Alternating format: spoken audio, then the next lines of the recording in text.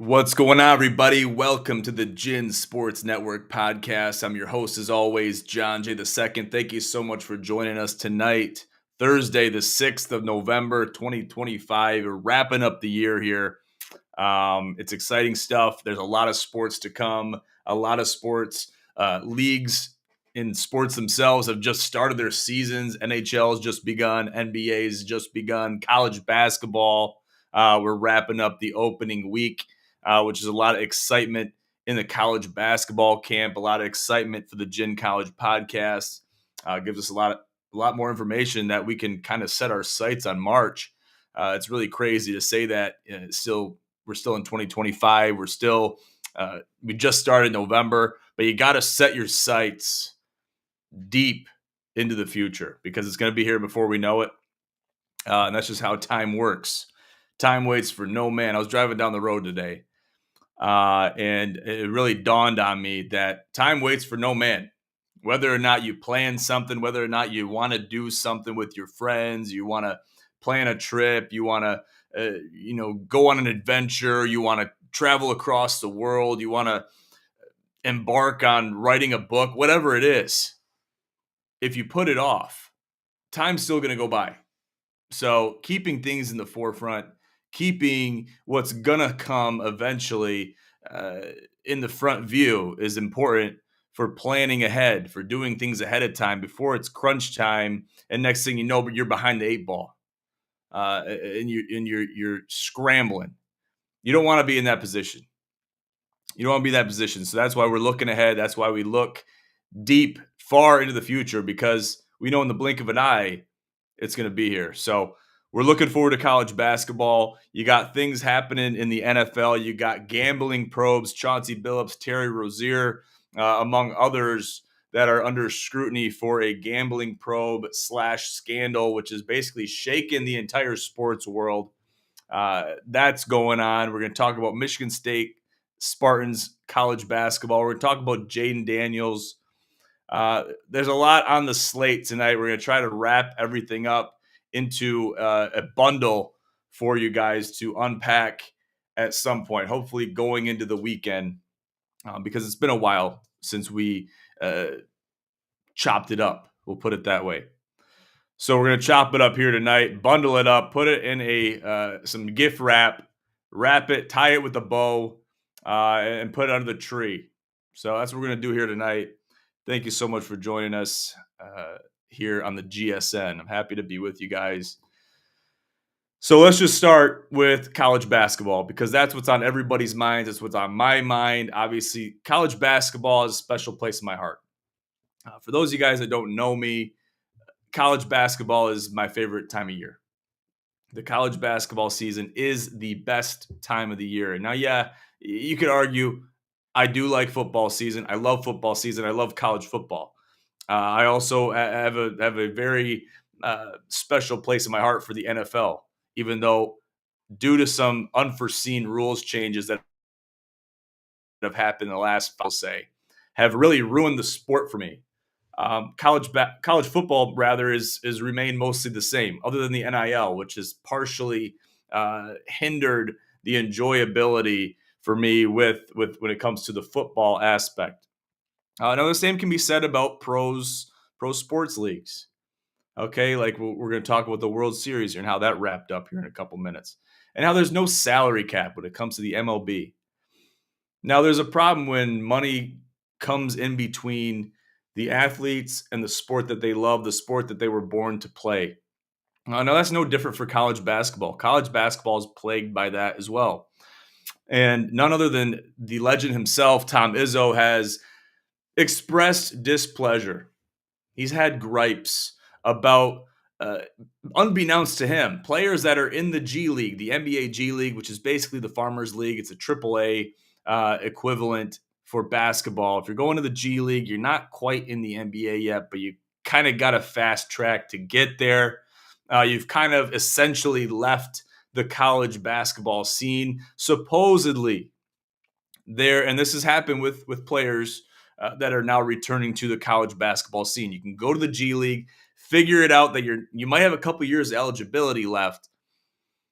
Maybe you have an agent, maybe you don't. But supposedly, once you get to the G League, you can have that option to revert back to college, back to playing for a college or university at the collegiate level. Tom Izzo thought that was bullshit. I thought it was bullshit. I couldn't believe my ears when I heard it. So it's really ruffling some feathers within the college basketball community. The recruiting has kind of gone off the charts. The out of country and I love it. I love having the diversity of countries involved in college basketball. That's not the problem here.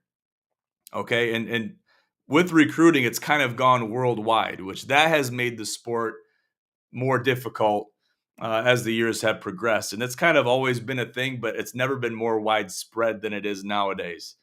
And finding the best talent, absolutely. I think every team, every recruiting part of the team, the personnel that are in charge of recruiting, they should have that option to go overseas and get the best talent that they can. But when you're reverting back from the G League, you're taking those opportunities away from these out of country recruits. You're taking them away from the American recruits, these guys that have built their careers in basketball since they were babies. And now they're playing it, and they're on the fast track to see what they can make of themselves. To revert back from the G League, you've kind of already left the college scene. Okay, now you're not quite in the pros, so I see the gray area that's obviously being exploited here.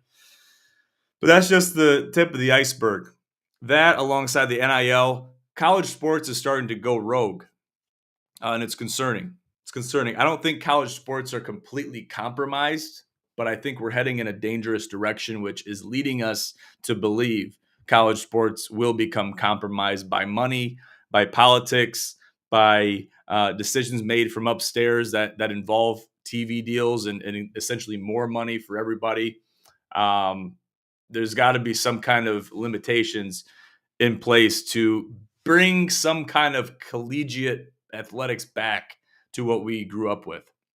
And I could sound like an old head when I say that, but I really don't think I am. Because a lot of people that I've talked to in social circles, in college sports, and all around sports circles, enthusiasts, they've shared these opinions.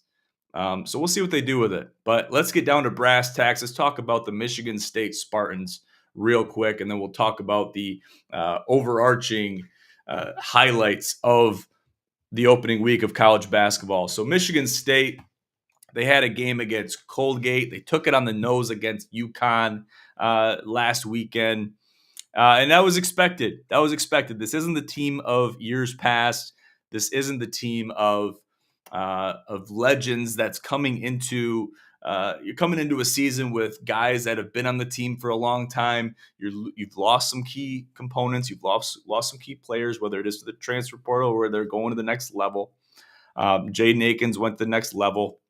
And guys like Trey Holloman have decided to enter the transfer portal, which goodbye, good riddance. We'll see you on the flip side. That's how I look at Trey Holloman. And I think he's a great player. He's a great guy, great kid, great athlete. But if you're going to turn your back on a team that gave you the playing time, they gave you the rock 9 times out of 10, you got a lot of minutes on the floor, and then you're going to move and change universities just because of, is it money? Is it opportunities? It can't be playing time because we've seen you play. Now, Xavier Booker transferring to UCLA, that was expected. He wasn't getting the minutes he was playing. He might have wanted. He was still getting minutes though. But someone like that, it almost reminds me of a Foster Lawyer situation.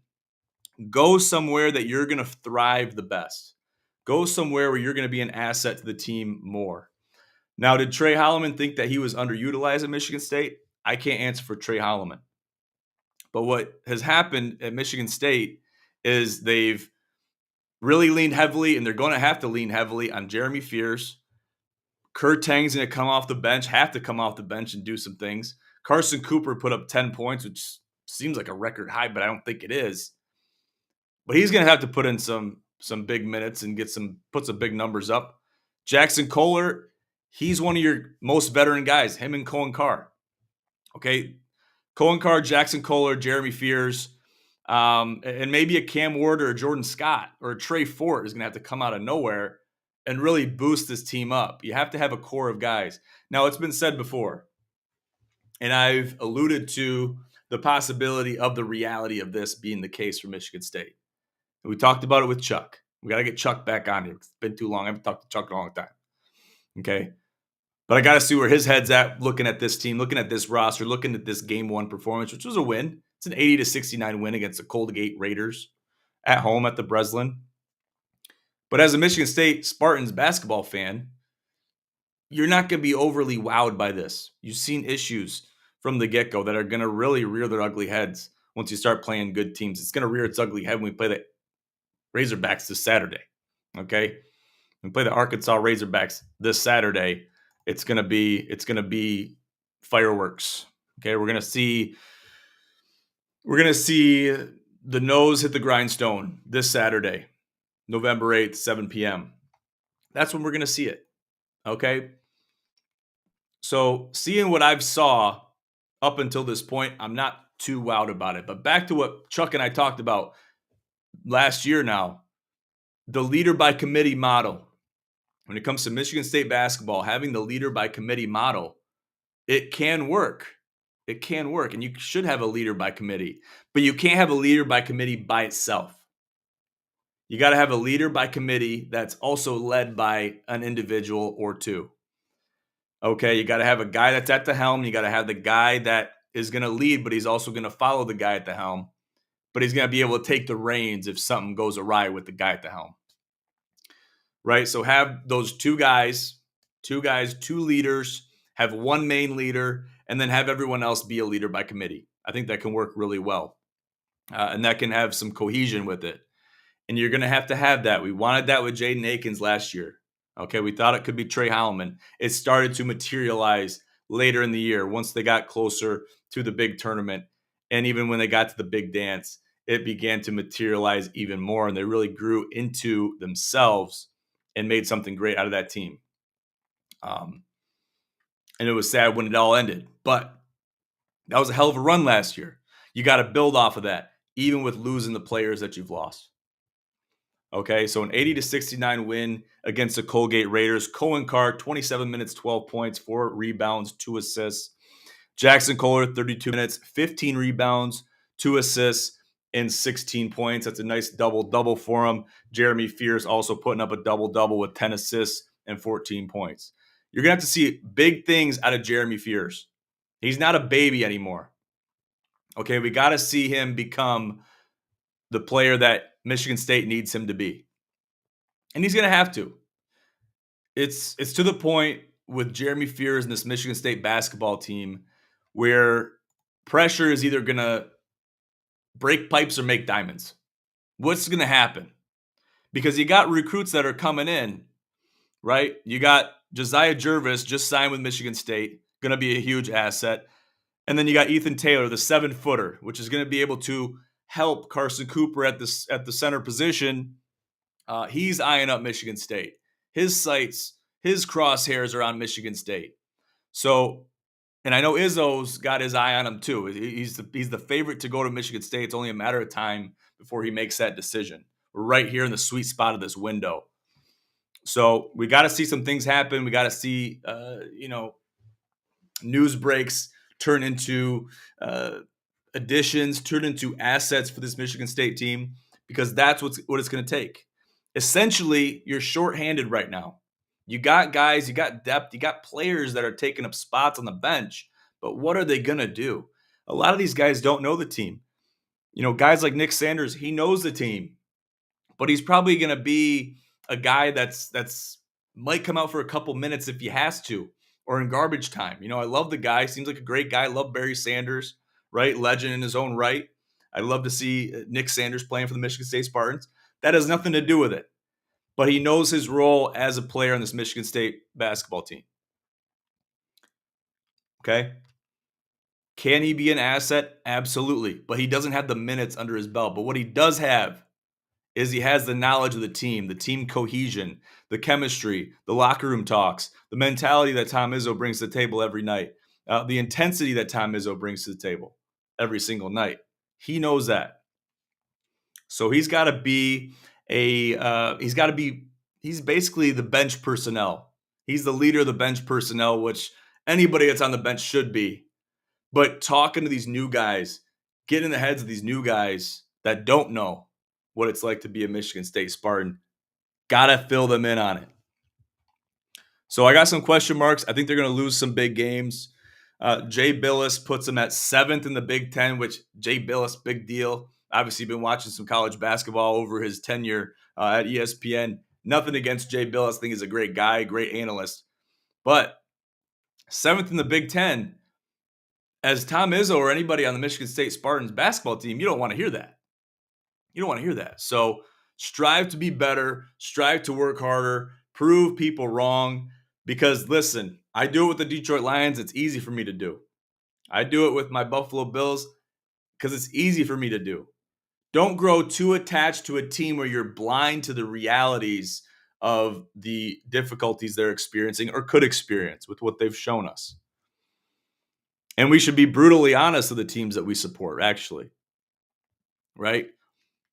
Same thing's happening here. We're going to be ultra critical, ultra microscopic with the ins and outs of this Michigan State basketball team so they can be better, so they can figure out those things that are going to make them a better team before they have to learn the hard way. So that's where we're at. In other news, Arizona and the Wildcats take down the reigning national champions, the Florida Gators, 93-87 in a big win, in a nail biter. All right. Now, a lot of that to credit is Koa Pete, the forward for Arizona, putting up 30 points in 36 minutes, 7 rebounds, 5 assists. And Jaden Bradley putting up 27.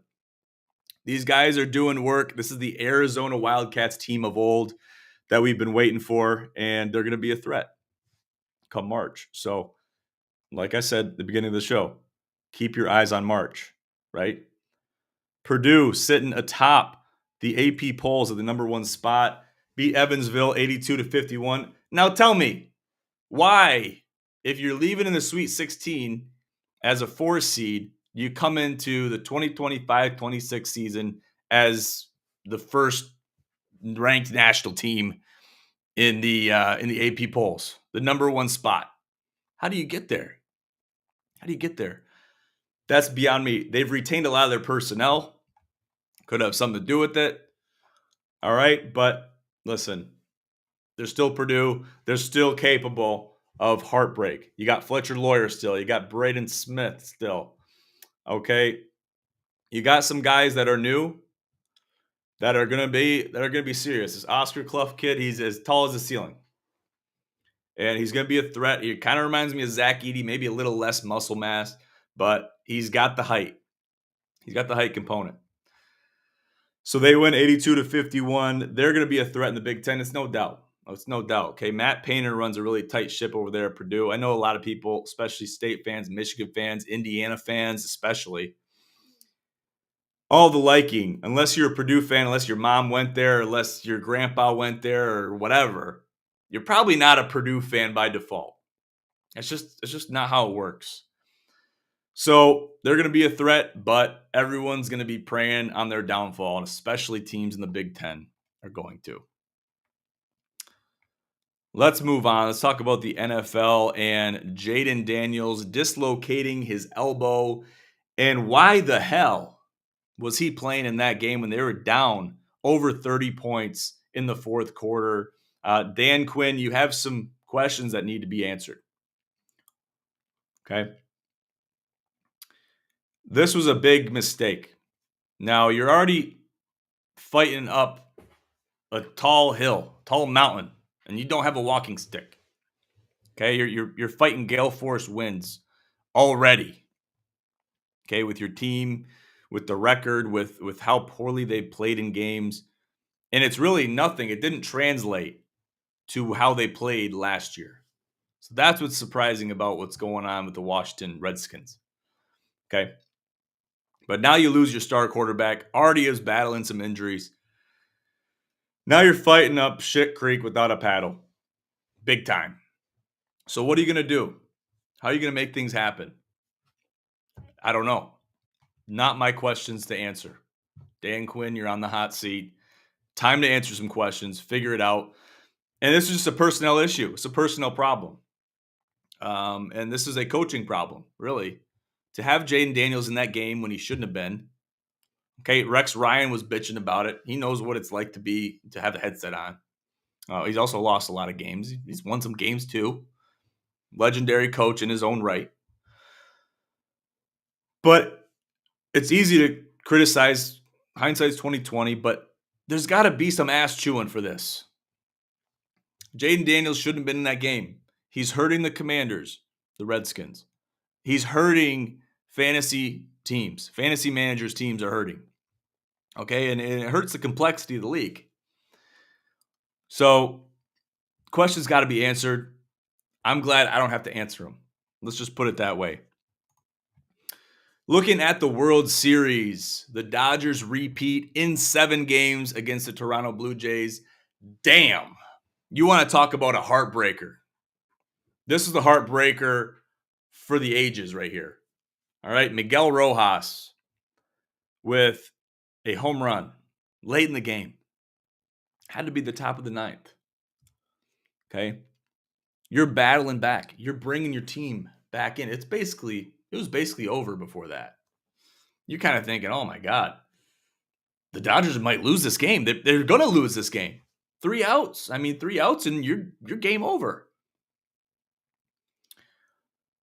Some things went awry, and you could see it on the faces of the Blue Jays fans. They knew that this game was a lot closer. This game wasn't over yet. It's like they saw the writing on the wall. It's like they had a crystal ball, and they could see into the future of what was to come. And then Miguel Rojas. Okay, he's fighting an uphill battle in the count.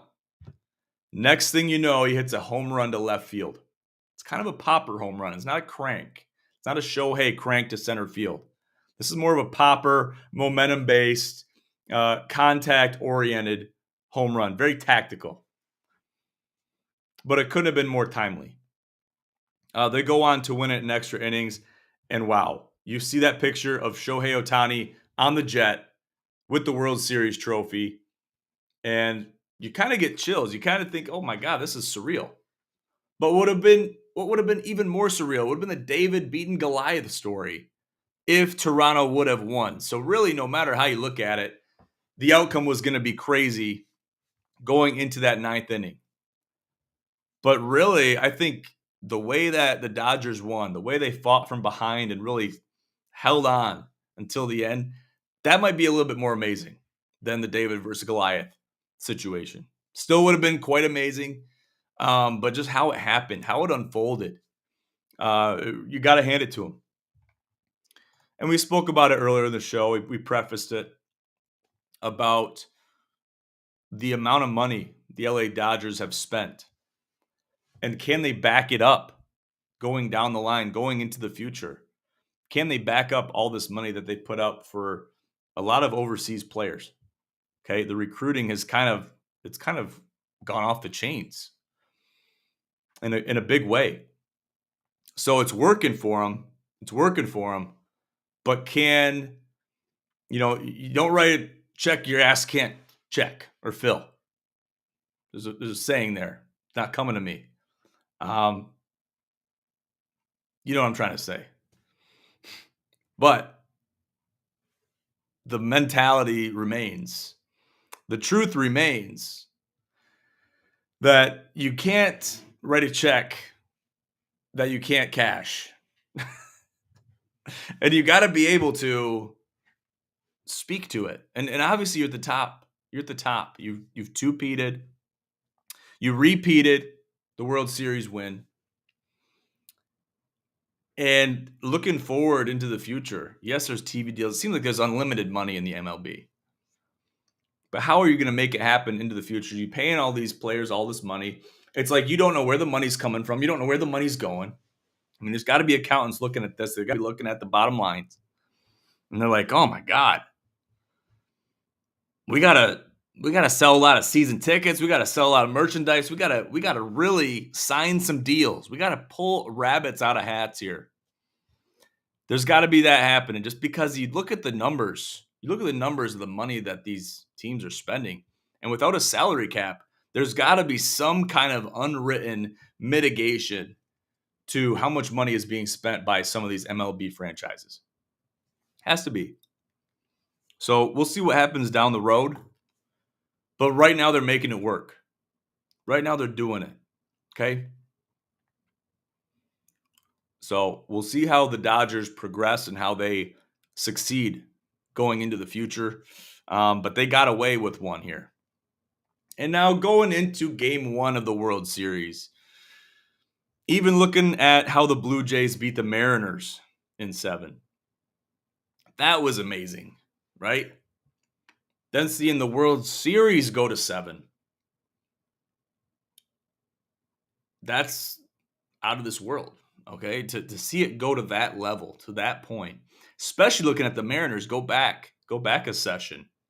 How well the Mariners were playing, how solid they were playing, and how they won that game against Detroit. And they weathered the storm in such a long game. To see how they did that. To see them lose in such a heartbreaking way. I guess it was just desserts in a big way. Similar to you see a lot of games, a lot of series leading up to this World Series that went to the max as far as game count. Okay, not every series within the World Series or leading up to it went to the max, but a lot of series within did. So that was impressive. Oh, I think it came back to me. You can't write a check your ass can't cash. I think that's it. I'm going to Google it. I'm going to Google it at the end. But that's the least of our concerns right now. Now we're pitter-pattering a little bit. We're going back and forth. We got a couple more things to get to. We're going to talk about the Detroit Lions and the Pro Capper real quick. So let's just look at the Pro Capper. Let's look at the players that are going to be coming back into active status after being inactive or on IR. Puka Nacua speaks to me. They got a game against the 49ers. He's been activated in practice. Probably going to still have limited minutes going into this week's game. But I need him to play big for me in my fantasy. Got him on both of my fantasy teams, the Pro Capper and also the other one with Larry and Vitale. And we're hurting in that league. And we got a big win against Lil Bink last week in the Pro Capper. So hats off to that matchup. And good looks. Good looks, Bink, because we had to settle the scores. Now we're even. Now we're even in the record books as far as the standings for this year. So good game. Good game, but I needed that win big time because I was about to lose. I think it was 4 or maybe 5 in a row. I think it was 4. We're going to say 4. Or maybe I was in 4-game losing streak. Whatever, what have you. I digress from that. But also we're looking at some other players that maybe are injury prone, maybe are non-injuries, but they're being looked at. Christian McCaffrey, he has a day off on Wednesdays. That's kind of average for him. He's looking for a hefty workload this week in Week 10 against the Rams. 2 big powerhouse offenses going at it. Okay, Mac Jones is likely to start. He has a little issue with the knee, but I don't think Brock Purdy is ready to come back. He's still dealing with turf toe, right? Now, can somebody tell me what turf toe is? Because I've stubbed my toe, and it hurts. And sometimes you're trimming your nails on your feet. This might happen to you too. And you trim too deep, and it hurts. Now, that's what I think turf toe would be. But I want to know why it's called that. Why is it called turf toe? And I haven't Googled it. So please enlighten me. Because I think Brock Purdy is just sitting out and collecting a check. Okay. Cooper Kupp, limited appearance. Practiced today. Okay. He's dealing with injuries. We know that. He's getting older. Okay, it's going to happen. You're dealing with injuries. That's why you got to stay healthy, guys. You got to stay healthy. I know you're taking some hits. Okay, if you're getting hit, you got to protect yourself. Be the hammer, not the nail. Okay, Josh Jacobs was limited during practice. I need Josh Jacobs as well. Okay? And then you got Zay Jones. He was limited during practice on Thursday as well, dealing with a knee issue. And you got Brian Thomas Jr. dealing with an ankle, did not participate in practice on Thursday. Okay, then you got Keenan Allen. Also, he's actually at practice, but in a limited capacity. Okay, and he's gonna be a factor. He's gonna be a factor. Jonnu Smith, he is one of those guys that has to play well, especially as an auxiliary guy, an auxiliary tight end. He's not your starter, okay, but you know he's gonna get some touches, especially if Aaron Rodgers targets him. And he's kind of picky when it comes to his tight ends. You know, he's looking at Freiermuth. That's probably his main guy, his number one guy at the tight end position. But he's also looking at Jonnu. He's looking at Washington, the big man, right? So keep these things in mind, but try to figure out the targets, right? Figure out the targets. Saquon Barkley is also dealing with a groin issue that happened in week 8. They had the bye week in week 9. Hopefully he can recover to some capacity. I know Big Dog Tony has that animal of a running back on his squad. So we'll have to see. We'll have to see what happens. Is he making the pivots? Is he making the changes necessary if he doesn't play? Okay. Now, same with DeAndre Swift. He's been a little shifty. Okay. DeAndre Swift's been shifty. Is he playing? Is he not playing? Excuse me. I want to know how the declaring process works. If you're not going to be playing for the weekend, how are you declaring? Are you telling your PR guy, hey, man, I was limited in practice this week. I got a couple touches. I thought it over. I talked it over with my agent. I talked over with my buddies, my support staff. I just don't think I'm going to be able to play today. So you got to be telling somebody that so they can tell the fantasy outlets. You have to. Because what if he says, you know what? I don't think I'm going to play today.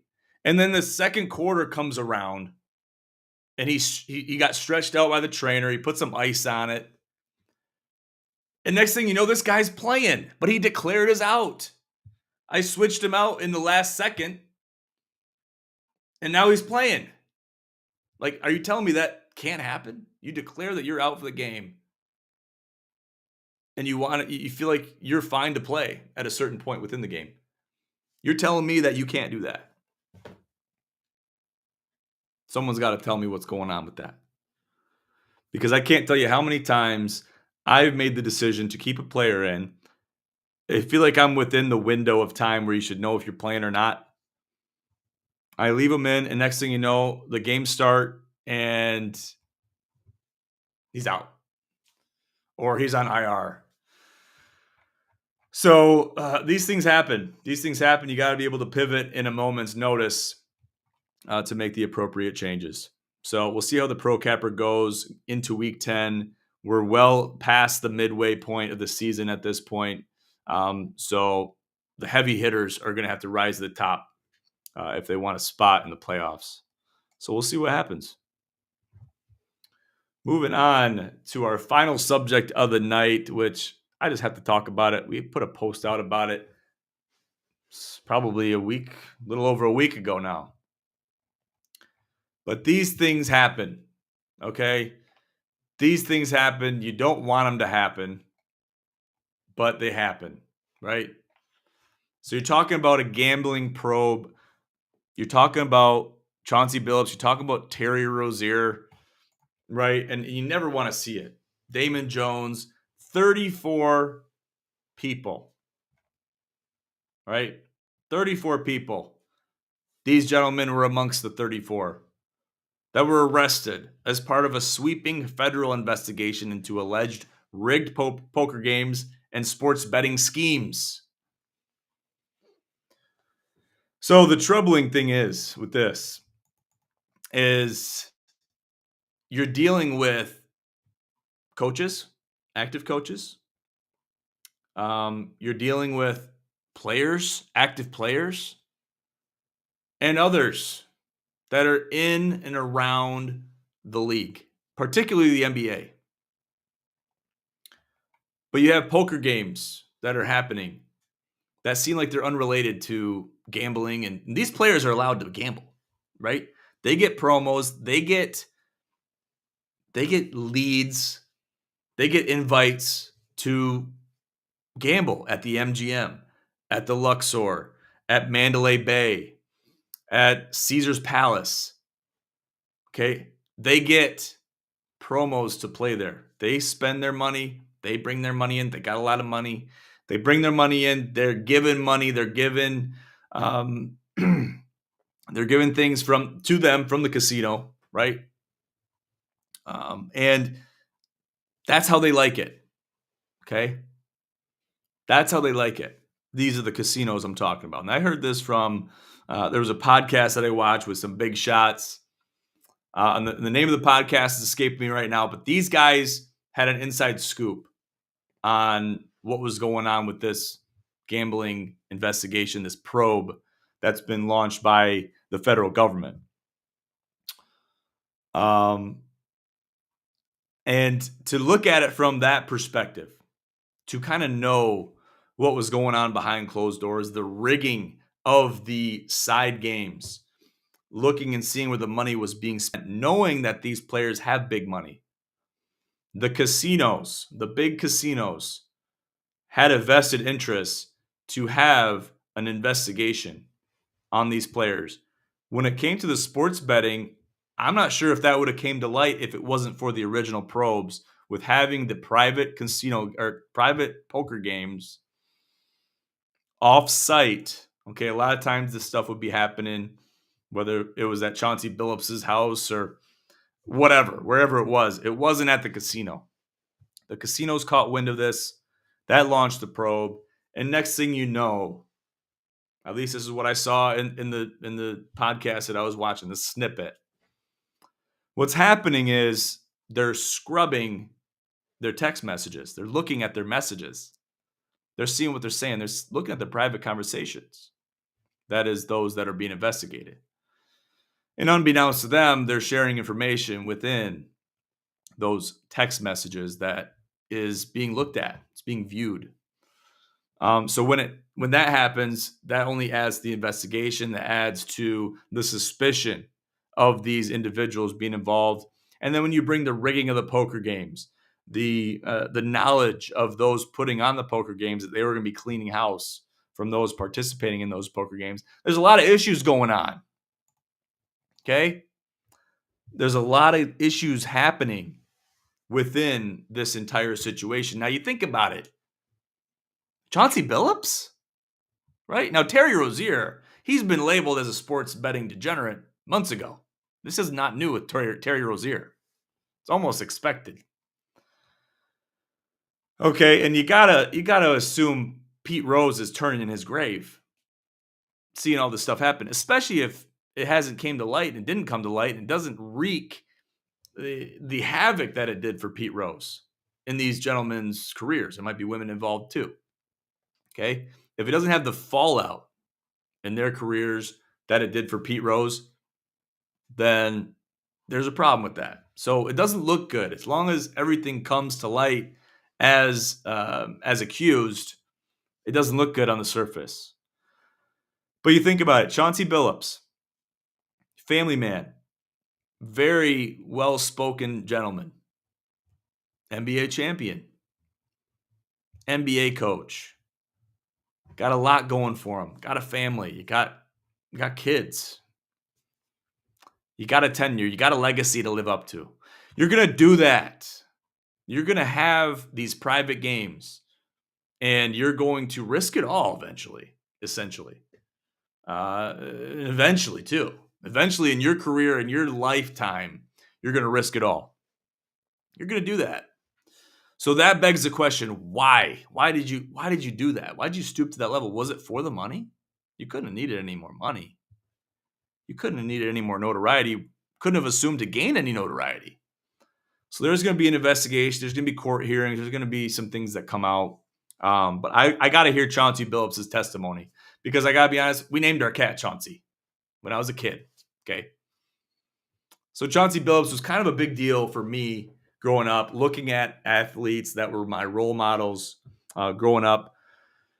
So when you see something happen that's out of character for a certain individual, it begs the question, why did you do it? What was the motive? What was the motivation to say, you know what, this is a good idea. This is a good direction for me to take my career or take myself. So it'll all come out. It'll all come out in the wash. We just got to wait and see and be patient. Patience is a virtue, after all. So we'll leave it at that, ladies and gentlemen. Make sure to check us out on our social media. Check us out on our website, ginsportsnetwork.com. Find us on IG at Gin Sports Network and find me on Twitter and IG at Gin Commish, and we can talk more on there. For now, I'm your host, as always, John J. II with the Gin Sports Network podcast, the premier podcast of the Gin Sports Network and Gin Promotions. Thank you so much for joining us tonight. We'll see you here next time. Have a great night.